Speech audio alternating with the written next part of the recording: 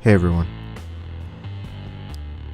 So, I like to be a little consistent with this series of journal entries that I'm doing, but that doesn't mean an engineering student is meant to be limited. I do go off on several topics because it's a journal after all. Last time I just finished talking about what I expect from the Super Bowl and my experiences with sports and how it creates complete focus. It can't be mentally alone. There's a physicality to it that just completes it. And after all, to talk about the Super Bowl, it's like I'm leaving a time capsule in a way. However the future is for YouTube, it could turn out that some kid like myself would be browsing around videos and listening to events that I would think is modern, but it turns out that it could feel ancient. I mean, the best example I can give is this movie Troy, the one starring Brad Pitt as Achilles and other actors, but he was the starring role of it. In the beginning, there were two kings about to go to war, one from Sparta, the other from an area across from Troy, not Troy exactly, it was in Greece. And the kings were discussing how they're going to settle the battle. And the king and the opposing king, the one from Sparta, he decides to say, "Let's settle this the old manner. Your best man against my best." This was set in 3200 BC. And he's saying, let's settle this the old manner. Time is really a trippy thing to really keep track of. My dad would always say that the world was not born when you were born. And knowing the scope of that, I mean, it's humbling, and there's a sense of fulfillment that you don't get from looking at life superficially or consuming in a consumer way. But anyway,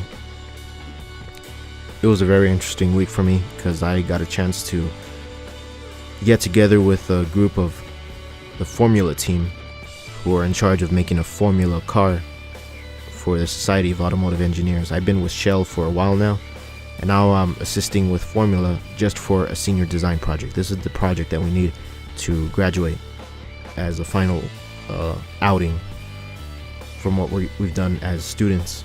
And this is a faculty project, not something assigned by the professor.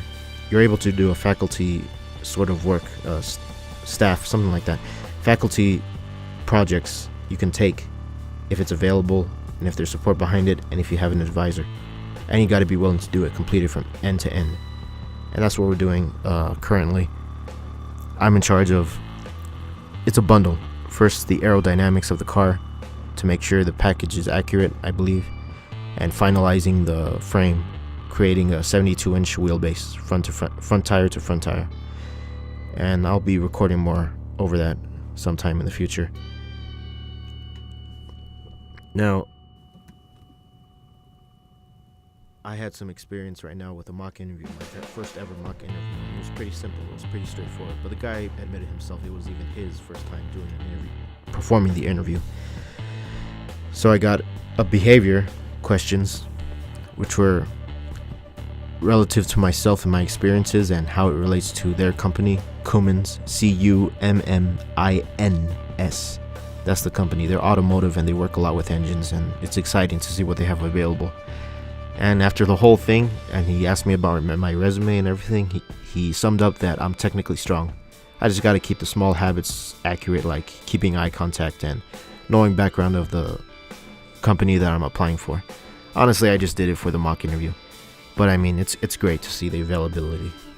There's no reason to be intimidated or afraid. But that's the one thing that I've really been struggling with my whole life. I mean, growing up in high school, I see all these kids with all these opportunities and college credit they would get for anything. I would simply ask how they do it, and they would give me the littlest information. I mean, they wanted it all for themselves. I mean, what is so hard about sharing something? Sharing as something as basic, it's not currency, but knowledge is currency all around. But what are you giving up just to share a little knowledge, just to share a little enthusiasm of the availability of that's out there? That would get to me a lot. But it's nothing to have a grudge over. I don't have any grudge, thankfully. As a matter of fact, in high school, all those kids who would get college credit for their engineering courses, it turns out they never stuck around being engineers.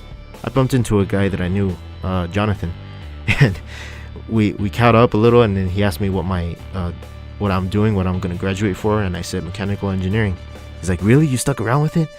Because he was doing communications. A lot of other people will do art. They join the military. I mean, they just didn't stuck around with it, and I'm proud to say that I did. And the only reason that I did is the knack for fixing things, solving problems, and it's always the math that's intimidating. I understand, and it's nothing to be ashamed about. Even the high school kid came up to me when we were having these tabling events for SAE. He said, "What makes the math not a struggle for me?" And I told him, it's kind of like the football players. They first go to the weight room, but when they're on the field, they don't see the weights anymore because it was all conditioning. Those little numbers, it's all practice, practice, practice. It's not memorizing the exact answer.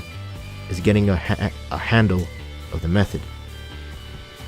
That's grasping something entirely, in my eyes. There's always going to be more to it. There's always going to be